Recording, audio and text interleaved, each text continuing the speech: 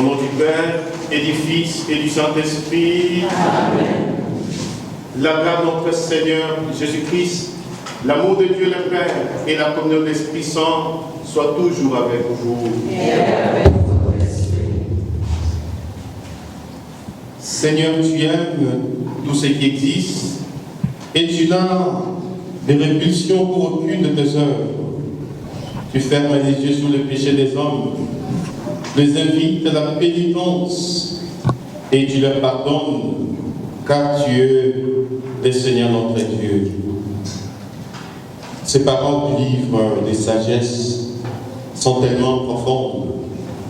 Ces paroles nous introduisent à ces temps forts, ces temps de carême, ces temps d'entraînement dans les combats spirituels, ces temps de pénitence, mais aussi ces temps de joie, parce que c'est un temps qui nous oriente vers des mystères pascals. Dieu aime tout ce qui existe, toute l'existence est sous le regard de Dieu.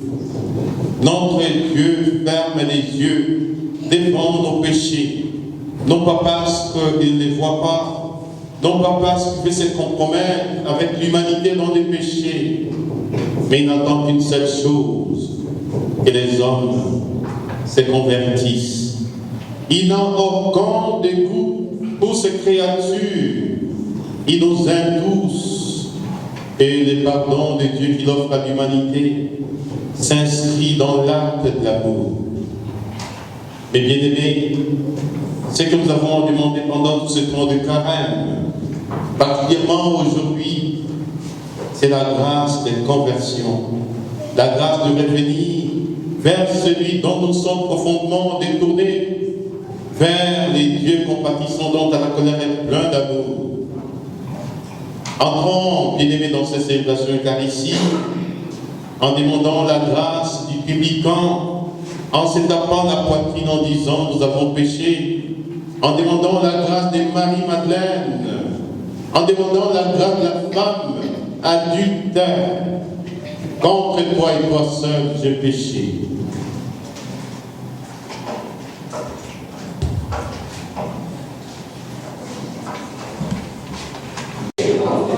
Montre-nous ta miséricorde.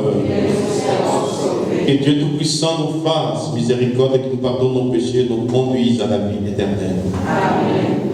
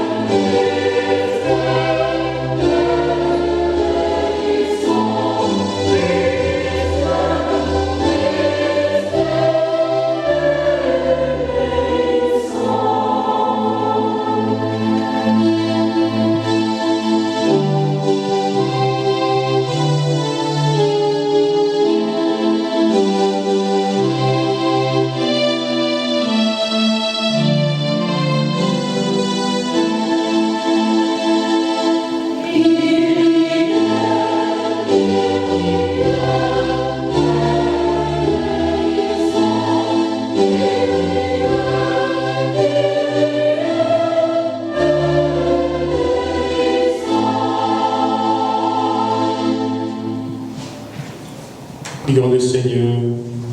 Accorde-nous, Seigneur, de savoir commencer simplement par une journée de jeûne, notre entraînement au combat spirituel. Que nos privations nous rendent plus forts pour lutter contre l'esprit du mal. Par Jésus-Christ, ton Fils, notre Seigneur, qui vit et règne avec toi dans l'unité du Saint-Esprit, un seul Dieu, maintenant et pour le siècle des siècles. Amen.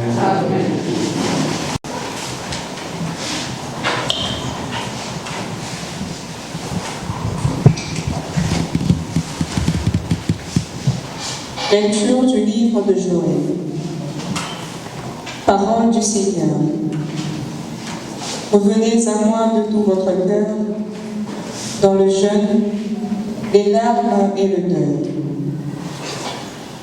Déchirez vos cœurs et non pas vos vêtements, et revenez au Seigneur votre Dieu, car il est tendre et miséricordieux, lent à la colère et plein d'amour, renonçant au châtiment. Qui sait, il pourrait revenir, il pourrait renoncer au châtiment et vous combler de ses bienfaits. Ainsi, vous pourrez offrir un sacrifice au Seigneur votre Dieu. Sonnez de la trompette dans Jérusalem. Prescrivez un jeûne sacré. Annoncez une solennité. Réunissez le peuple. Tenez une assemblée sainte. Rassemblez les anciens. Réunissez petits enfants et nourrissons. Que le jeune époux sorte de sa maison, que la jeune mariée quitte sa chambre.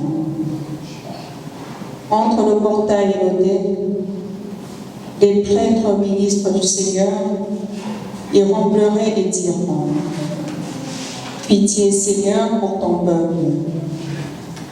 N'expose pas ceux qui t'appartiennent à l'insulte et aux moqueries des païens. Faudra-t-il qu'on dise: Où donc est leur Dieu?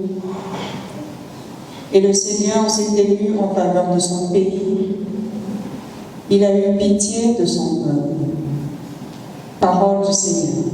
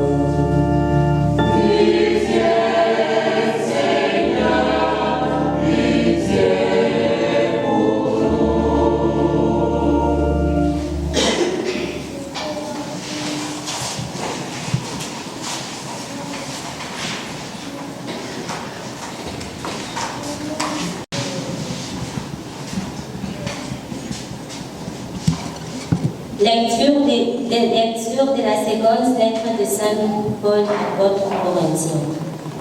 Frères, nous sommes les ambassadeurs du Christ, et par nous, c'est Dieu lui-même qui en fait vous adresse un appel. Au nom du Christ, nous vous les demandons, laissez-vous réconcilier avec Dieu. C'est lui qui n'a pas connu le péché. Dieu l'a pour nous identifié au péché de l'homme, afin que grâce à lui, nous soyons identifiés à la justice de Dieu.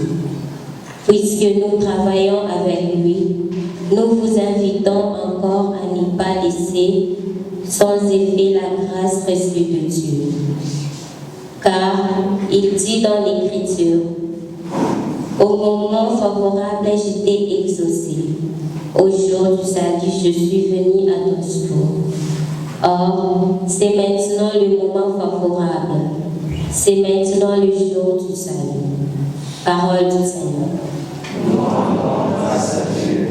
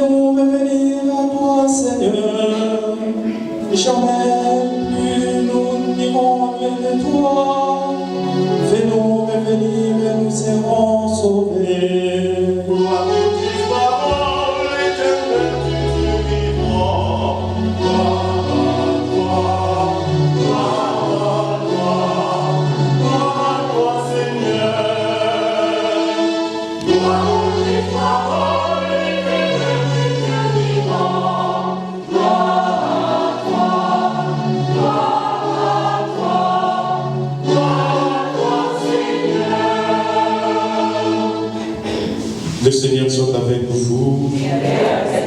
Au nom de Jésus-Christ, selon saint Matthieu. Gloire à toi, Seigneur.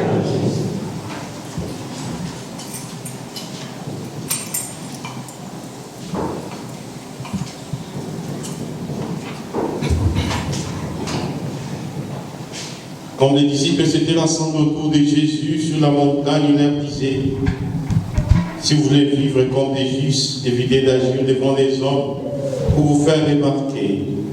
Autrement, il n'y a pas de récompense pour vous auprès de votre Père qui est aux cieux. Ainsi, quand tu fais le monde, ne fais pas sonner la trompette devant toi, comme ceux qui se donnent en spectacle dans les synagogues et dans les rues, pour obtenir la gloire qui vient des hommes. Amen, je vous le déclare, ceux-là ont touché leur récompense. Mais toi, quand tu fais au monde que ta main gauche ignore ce que donne ta main droite, afin que ton monde reste dans le secret. Ton Père voit ce que tu fais en secret et te le révélera. Et quand vous priez, ne soyez pas comme ceux qui se donnent en spectacle. Quand ils font leur prière, ils aiment à se tenir debout dans les synagogues et les carrefours pour bien se montrer aux hommes. Amen, je vous le déclare, ceux-là ont touché leur récompense. Mais toi, quand tu pries, retire-toi au fond de la maison, ferme la porte et prie. Ton Père qui est présent dans le secret, ton Père voit ce que tu fais en secret et te le révélera. Et quand vous jeûnez, ne prenez pas un air abattu comme ceux qui se donnent un spectacle. Ils se composent une mine de fête pour bien montrer aux hommes qui jeûnent. Amen, je vous le déclare, ils ont touché leur récompense. Mais toi, quand tu jeûnes, parfume-toi la tête et lave-toi le visage. Ainsi, ton jeûne ne sera pas connu des hommes, mais seulement de ton Père qui est présent dans le secret. Ton Père voit ce que tu fais en secret et te le révélera.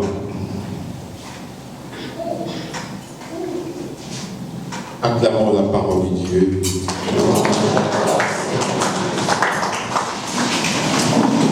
Réjouis-toi, Marie, pleine de grâce, le Seigneur est avec nous. Tu es bénie entre toutes les femmes, et Jésus, le fruit de ton sang, est béni. Sainte Marie, Mère de Dieu, priez pour nous pauvres pécheurs, maintenant et à l'heure de notre mort.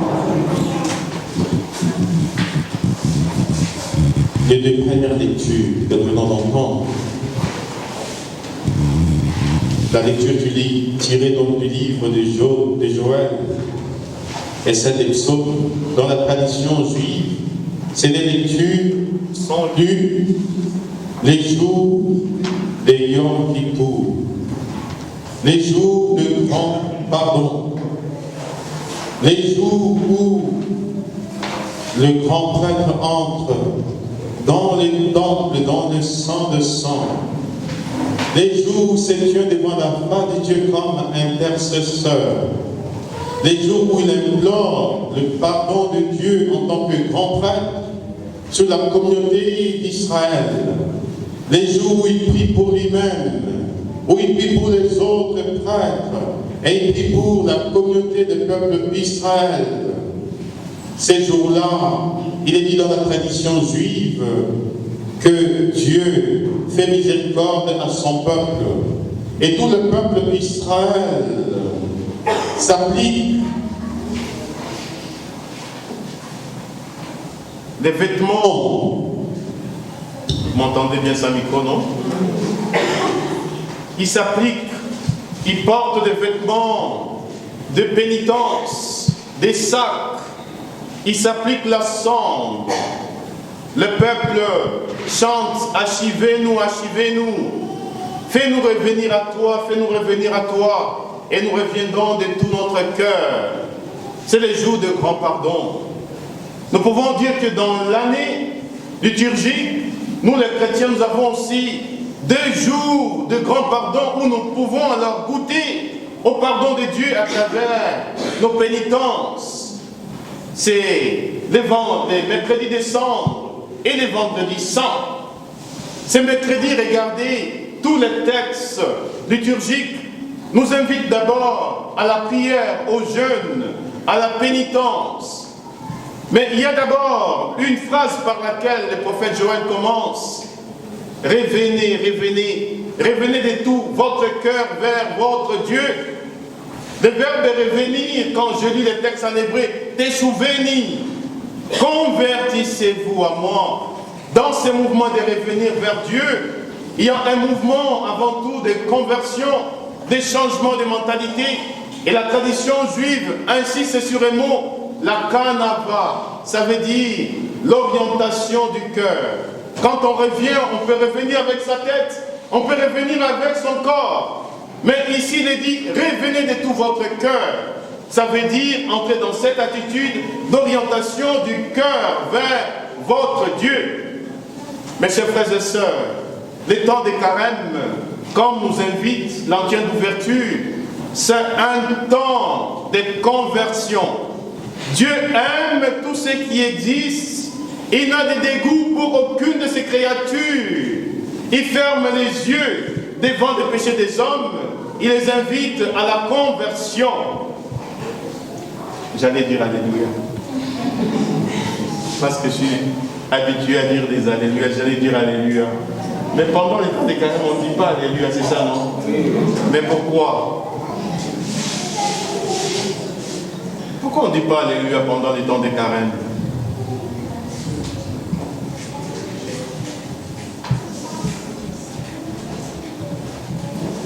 Pourquoi? Pourquoi? Parce que la résurrection. Je n'ai pas de réponse. Hein? Pourquoi on ne dit pas Alléluia?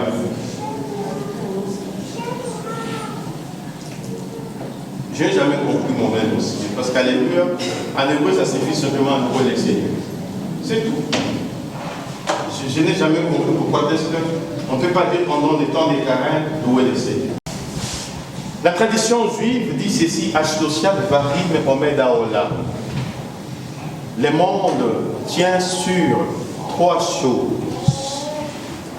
Et ce sont ces 3 choses qui reviennent dans les lectures d'aujourd'hui, à Torah, sur la parole de Dieu, la Torah, le temps de carême.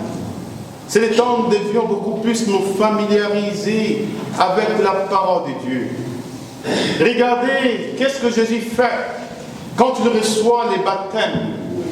Le Saint-Esprit descend sur lui, les yeux qui s'ouvrent, et une voix se fit entendre que celui-ci est mon Fils bien-aimé.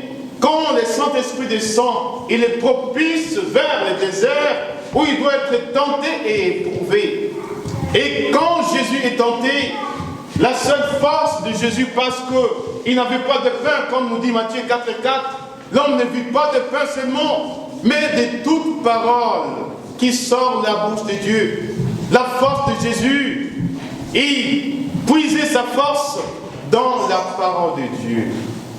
Mes chers frères et sœurs, les temps de carême, si je dois entrer dans une forme de mortification, dans une ascèse, l'ascèse ça veut dire exercice spirituel, envie de dompter notre chair et toutes ces passions qui déroient notre âme.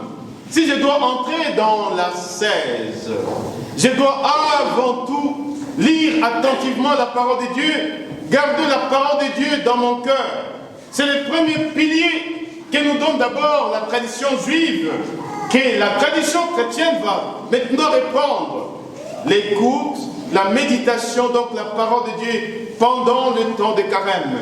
Être avec le Christ au temps de désert, Midbar, les lieux de la provenance de la parole de Dieu, le lieu aussi de la manifestation des puissances du mal, parce que le temps de carême est un temps de combat spirituel.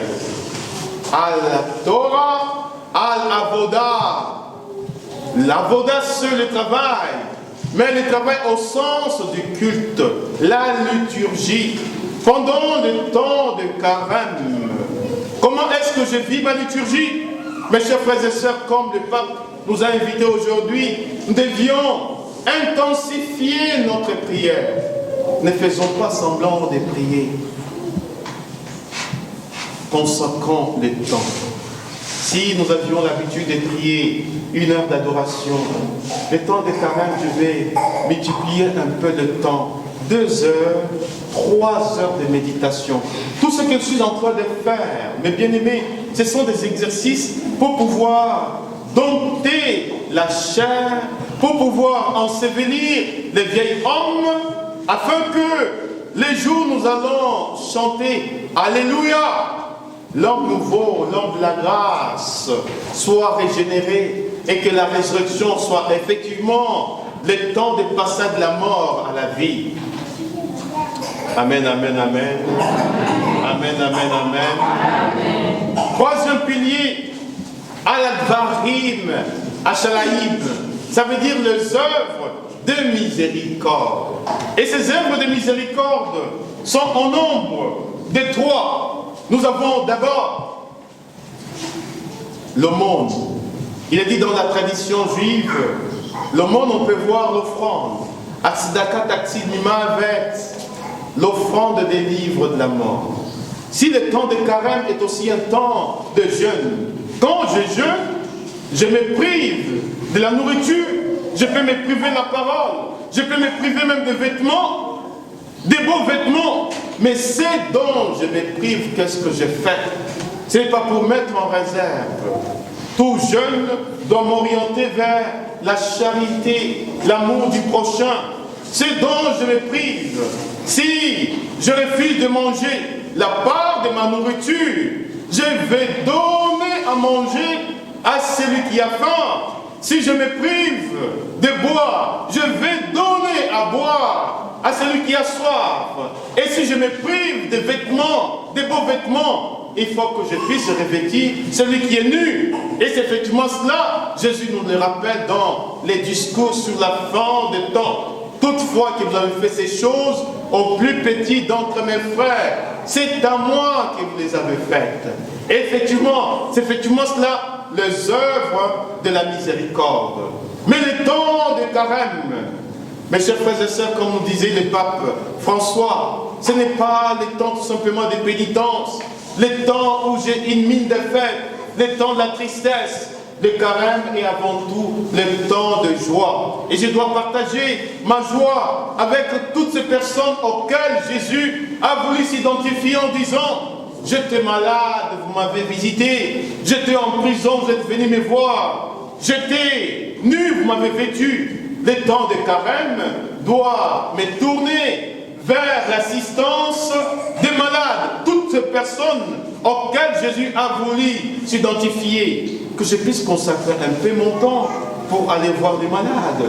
Que je puisse consacrer un peu mon temps pour aller visiter les prisonniers. Pourquoi? Parce que notre Seigneur aussi, vous savez que Jésus était passé par la prison. Vrai ou faux? Oui.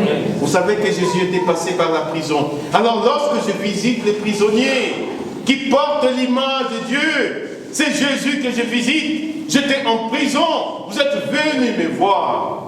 Et tout cela, je les vis le temps de carême. Ce sont ces exercices, cette mortification, cette ascèse qui me donne alors de dompter mes passions négatives qui déroignent mon âme. Amen, amen, amen. Amen. Il y a une symbolique très forte. Ce mercredi de sang, c'est effectivement l'imposition de la cendre sur nos fronts. Quand nous regardons, mes chers frères et sœurs, ce matin, j'ai reçu quelques messages. Disait: aujourd'hui, les catholiques vont recevoir sur leur front la cendre qui vient des ossements de personnes qui sont déjà mortes. Alors on va enterrer. Alors on demandait donc aux chrétiens, on ne sait pas de quelle confession, de faire très attention parce que en imposant donc la cendre, ils vont contracter beaucoup de démons. Donc je disais cela, j'ai dit: est-ce que ces chrétiens-là lisent au moins la parole de Dieu? Mes chers frères et sœurs, quelle est l'origine avant tout de la cendre? Quand nous regardons d'abord dans l'histoire de l'Église, 3e siècle jusqu'au 7e siècle, il y a eu d'abord l'imposition de la cendre. La cendre, on imposait la cendre à tous ceux qui étaient coupables de graves péchés. Et dans l'histoire de l'Église, ce qu'on appelait les péchés capitaux, c'était essentiellement 3 péchés, non 4 péchés. C'était d'abord l'apostasie, ça veut dire quelqu'un qui va nier complètement sa foi et par conséquent il quitte l'Église. C'était un péché capital. Le meurtre, mettre fin à la vie de quelqu'un, l'idolâtrie, adorer un autre Dieu que le Dieu créateur, l'adultère, prendre la femme d'autrui, tout ce qui était dans ce péché. Alors l'Église devrait les exclure de l'Église, mais avant de les mettre, de les excommunier de l'Église, l'Église leur imposait une pénitence. D'abord, on devrait discerner si parmi eux, il y en a qui avaient un cœur pénitent, c'est-à-dire qui devraient se réconcilier avec l'Église. Ceux-là devraient faire une confession publique. Et lorsqu'ils faisaient une confession publique, l'Église leur donnait des vêtements de pénitence. Et l'Église leur donnait des psaumes qu'on appelle les 7 psaumes de pénitence. Les psaumes 6, les psaumes 31, les psaumes 32, les psaumes 50, les psaumes 101, les psaumes 102 et les psaumes 142. Alors, chaque jour, ils devraient donc méditer ces psaumes de pénitence. Alors, on les mettait en dehors de l'église et on appliquait maintenant la cendre sur leur front en disant: vous êtes poussière et vous retournerez donc à la poussière. Et ils étaient donc en dehors de l'église. Les prêtres devaient aller les visiter pour voir si leur acte de pénitence était vraiment pratiqué. Et une fois que les prêtres vérifiaient cela, les jeudis saints, ils devraient être maintenant réintégrés dans l'Église. Et quand on les réintégrait dans l'Église, on leur donnait des vêtements blancs pour la purification qui sont accueillis. Voilà l'origine d'abord de l'utilisation de cendres. C'est maintenant au 11e siècle avec le pape Urbain II, maintenant que la cendre sera maintenant imposée sur tous les chrétiens comme signe de pénitence. Mais quand nous regardons, que signifie la cendre? Il y a diverses significations dans la Bible. D'abord, première signification, c'est la fragilité de notre humanité. Regardez lorsque Abraham intercède pour que Dieu ne puisse pas brûler les villes Sodome et Gomorrhe. Abraham va dire, Seigneur, que tu ne te mettes pas en colère, car je suis que poussière et cendre. Donc, signe d'abord la fragilité de mes limites sur le plan humain. Mais c'est aussi un signe de tristesse qui relève d'un malheur profond. Job, lorsqu'il a été complètement dépouillé de tous ses biens, quand il regardait son avenir, il disait, mon avenir est sans issue. Alors il demandait au Seigneur, voilà ce à quoi je suis réduit. Je ne suis que poussière et cendre, mais jette la miséricorde sur ma propre personne. Donc la cendre, comme une tristesse qui relève d'un malheur beaucoup plus profond. Mais la cendre, ça signifie aussi l'inconsistance. Quand nous regardons de quoi vient cette cendre dont nous allons donc nous appliquer, nous utilisons donc, ce sont des rameaux qui sont brûlés. Des jours de rameaux. Alors, lorsque les prêtres bénissent ces rameaux-là nous regardons dans notre maison. L'Église reprend ces rameaux, les brûle. Et quand l'Église brûle ce rameau qui représente d'abord le rameau, il est dit dans la parole de Dieu dans les psaumes, les justes poussera comme un palmier, comme un cèdre du Liban. Il grandira dans la maison du Seigneur. Le rameau nous renvoie toujours à l'homme juste. Et quand on acclamait Jésus avec le rameau, c'est Jésus d'abord qui était l'homme juste. Et lorsque nous brûlons le rameau, quand on brûle quelque chose, la cendre, c'est ce qui est recueilli après que tout ait été brûlé. C'est l'inconsistance. Quand tu as les vents, il ne reste plus rien. C'est notre finitude, notre pauvreté, non limite sur le plan humain et sur le plan spirituel.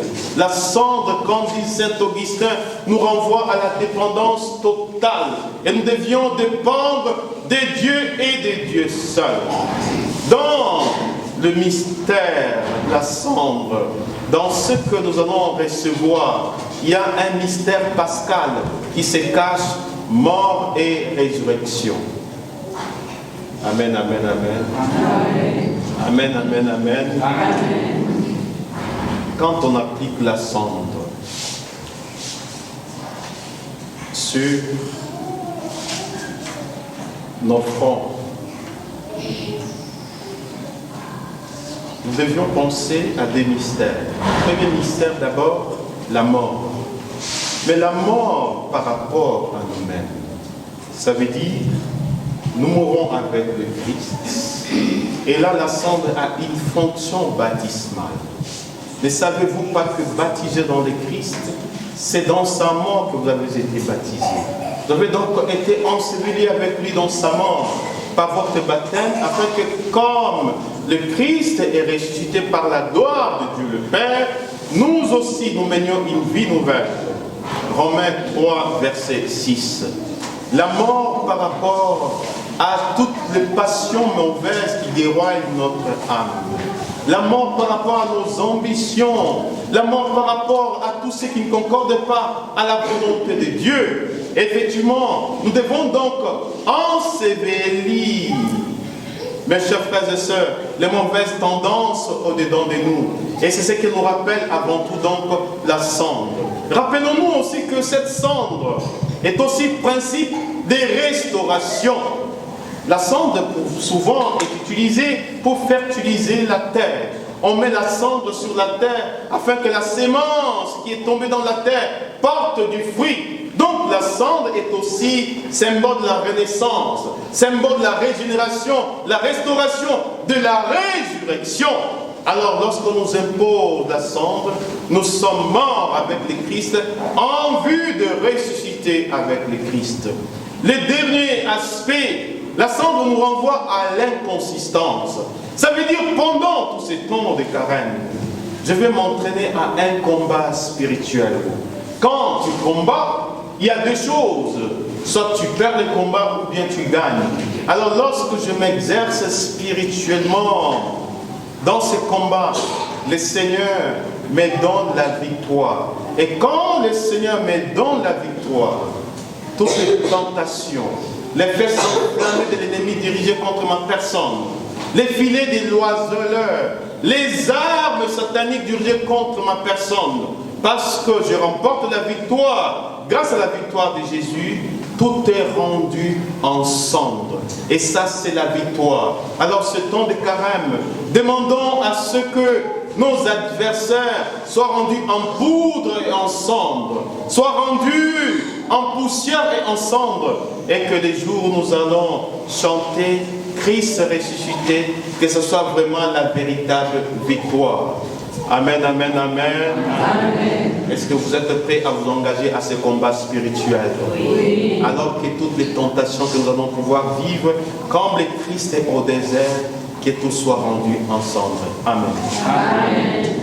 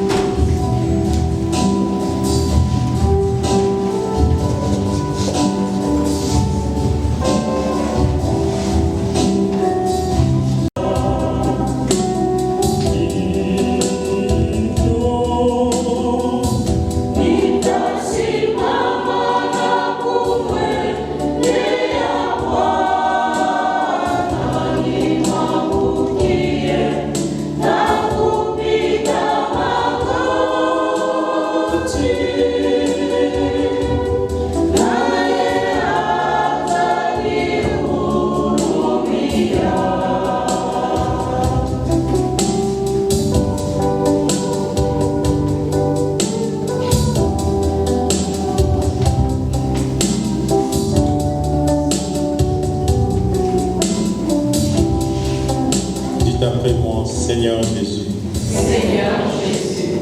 Accordez-nous la grâce, la repentance. Accordez-nous la grâce et la repentance. Accordez-nous la grâce de conversion. Accordez-nous la grâce et la conversion. Seigneur Jésus. Seigneur Jésus. Fortifie notre homme intérieur. Fortifie notre homme intérieur. Et tous les combats que nous allons mener contre les forces du mal. Et tous les combats que nous allons mener contre les forces du mal. Et nos ennemis. Soient rendus en poussière et en cendre. Soient rendus en poussière et en cendre. Quand Dieu se lève. Quand Dieu se lève. Ses ennemis sont dispersés. Ses ennemis sont dispersés. Le Seigneur a dit à mon Seigneur. Le Seigneur a dit à mon Seigneur. Siège à ma droite. Siège à ma droite. Et je ferai de tes ennemis. Et je ferai de tes ennemis. Le marchepied de ton trône. Le marchepied de ton trône.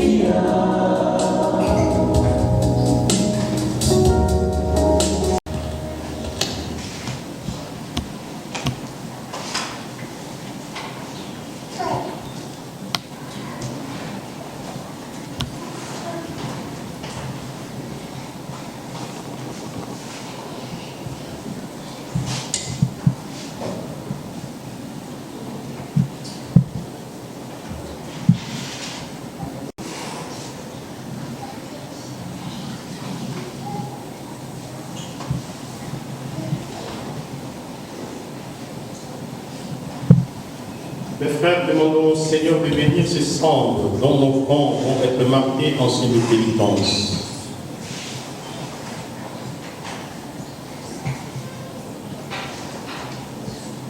Seigneur notre Dieu, toi qui aimes pardonner à ceux qui s'humilient et veulent réparer leurs torts, prête l'oreille à nos prières, en ta bonté réponse sur tes serviteurs qui vont recevoir les cendres, la grâce de ta bénédiction, par leur fidélité à ces temps de pénitence qui parviennent avec une âme purifiée à la célébration de la femme de ton Fils, lui qui vit et règne avec toi dans l'unité du Saint-Esprit, maintenant et pour le siècle des siècles. Amen.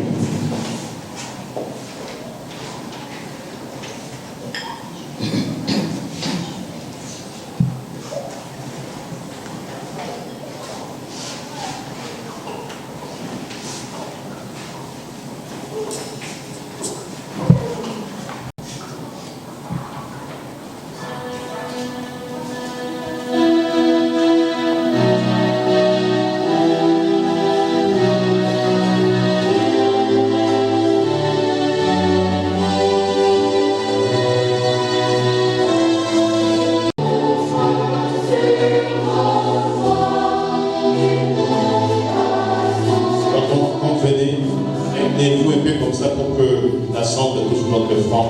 Merci.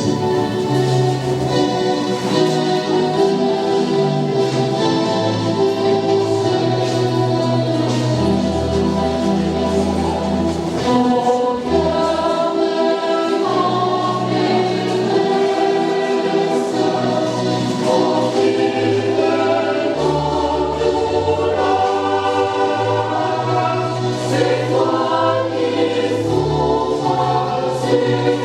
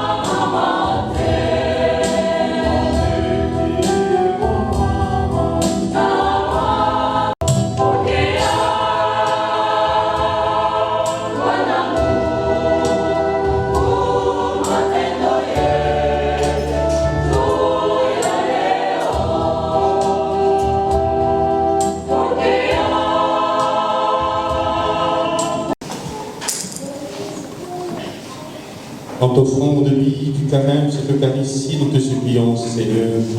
Inspire-nous des actes de pénitence et de charité, nous détourne de nous-mêmes, afin que, purifiés de nos fautes, nous puissions mieux nous unir à la passion de ton Fils, lui qui vit et règne avec toi dans l'unité du Saint-Esprit, un seul Dieu maintenant et pour le siècle des siècles. Amen.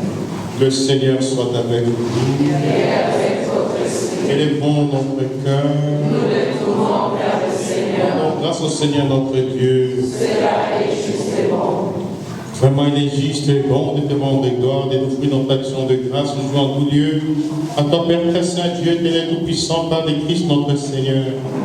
Car chaque année, tu accordes aux chrétiens de se préparer aux fêtes pascales dans la joie d'un cœur purifié, de sorte qu'en se donnant davantage la prière, en témoignant plus d'amour pour les proches, fidèles aux sacrements qui les ont fait renaître, qu'ils soient comblés de la grâce que tu réserves à tes fils. C'est pourquoi avec les anges, les archanges, les puissants dons et tous les esprits bienheureux, nous chantons du de ta gloire et sans fin nous proclamons.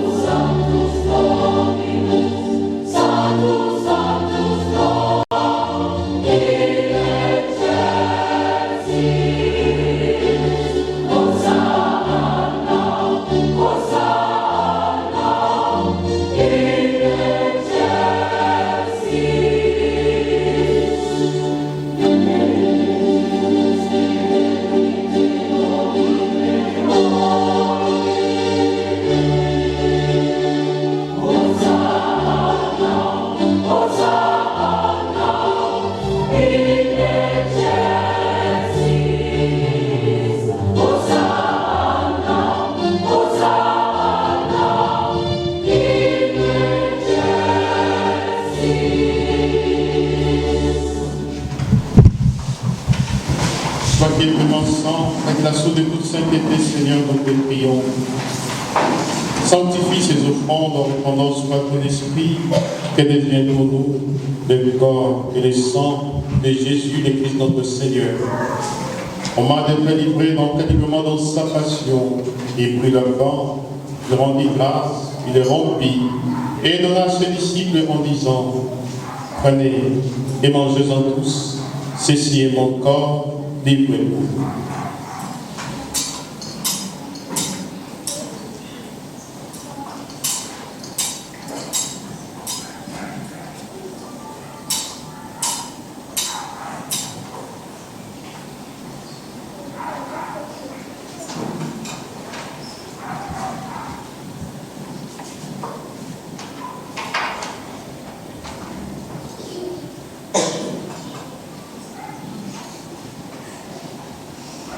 De même, à la fin du repas, et puis la coupe, de nouveau rendit grâce et la donna à ses disciples en disant, prenez et buvez-en tous, car ceci est la coupe de mon sang, le sang de l'alliance nouvelle et éternelle, qui sera versé pour vous et pour la multitude.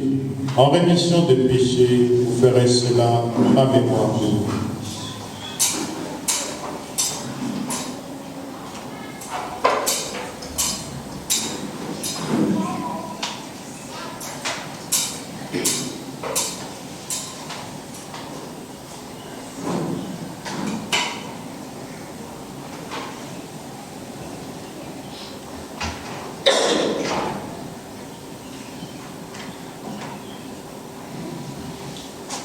Il est grand et mystère la foi.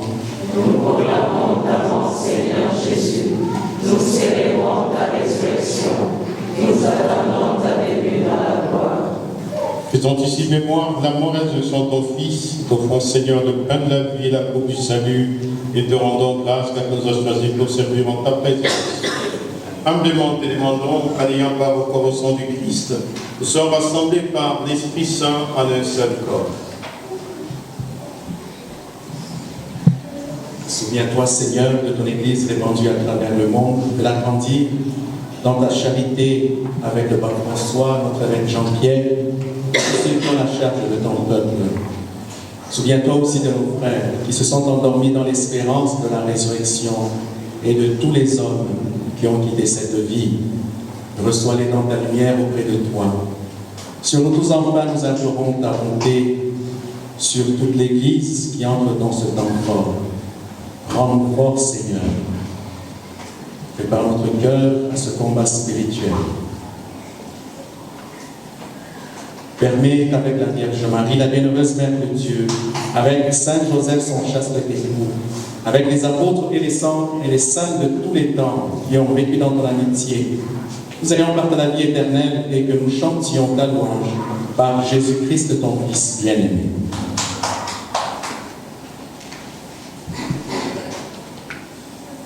Par lui, avec lui en lui, à toi Dieu le Père Tout-Puissant, dans l'unité du Saint-Esprit, tout honneur et toute gloire, pour le siècle du siècle. Amen. Comme nous l'avons, osons dire la prière que le Seigneur nous a appris. Notre Père, qui es aux cieux, que ton nom soit sanctifié, que ton règne vienne, que ta volonté soit faite sur la terre comme au ciel. Donnez-nous aujourd'hui notre pain de ce jour. Pardonnez-nous nos offenses, comme nous pardonnons aussi à ceux qui nous ont offensés. Et ne nous laisse pas entrer en tentation, mais délivre-nous du mal. délivrons-nous de tout mal, Seigneur. Car c'est à toi qu'appartiennent le règne, la puissance et la gloire, pour le siècle des siècles. Amen. Seigneur Jésus-Christ, tu as dit à tes apôtres, je vous laisse la paix, je vous donne ma paix. Ne regardez pas nos péchés, la foi de ton Église, pour que ta volonté s'accomplisse. Donne toujours cette paix et conduis-la, volonté parfaite, toi qui règnes pour le siècle des siècles. Amen. Que la paix et la joie du Seigneur soient toujours avec vous. Et avec votre esprit. Dans la charité, nous avons ainsi de sa paix.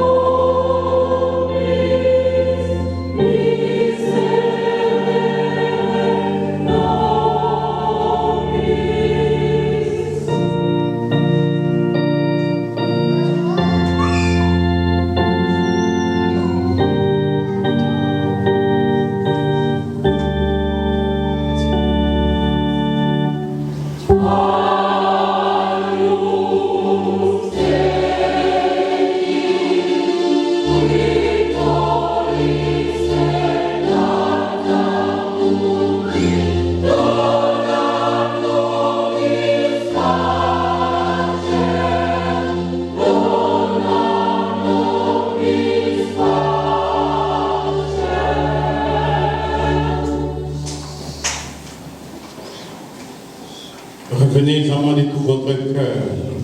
Heureux d'être invités au repas du Seigneur. Et voici l'agneau de Dieu, celui qui enlève les péchés du monde. Seigneur, je ne suis pas digne de te recevoir, mais dis seulement une parole, et je serai guéri. Que le corps et sang du Christ nous garde pour la vie éternelle.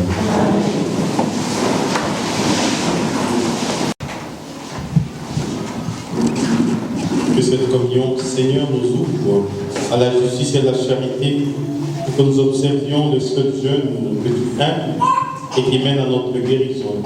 Par Jésus-Christ, ton Fils, notre Seigneur, qui vit et règne avec toi dans l'unité du Saint-Esprit, un seul Dieu, maintenant et pour le siècle des siècles. Amen. Ceux qui n'ont pas eu la permission au tabac qui est mêlée, juste participer aux enseignements et aller au travail. Il y a aussi cette éventualité, vous pouvez voir tout avec l'équipe donc, qui organise. Notre secours est dans les noms du Seigneur. Béni c'est dans la puissance de ton esprit. J'ai habitué à utiliser dans ta créature dans l'histoire du salut pour la rédemption du genre humain. C'est dans les eaux perpétuelles et les phares du mal au désert, tu as adouci l'eau du rocher pour que ton peuple soit étanché sur la croix que nous offre de ton côté.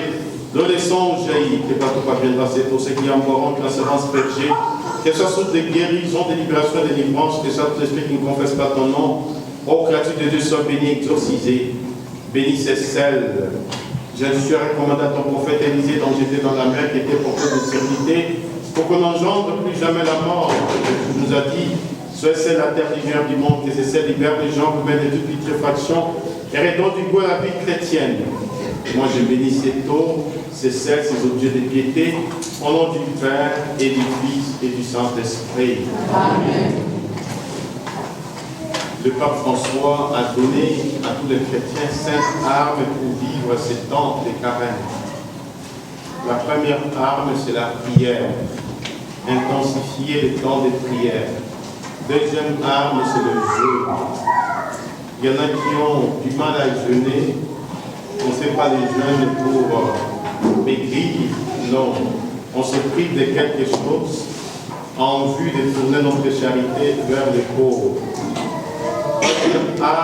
Le temps de carême n'est pas le temps de tristesse, c'est le temps de la joie.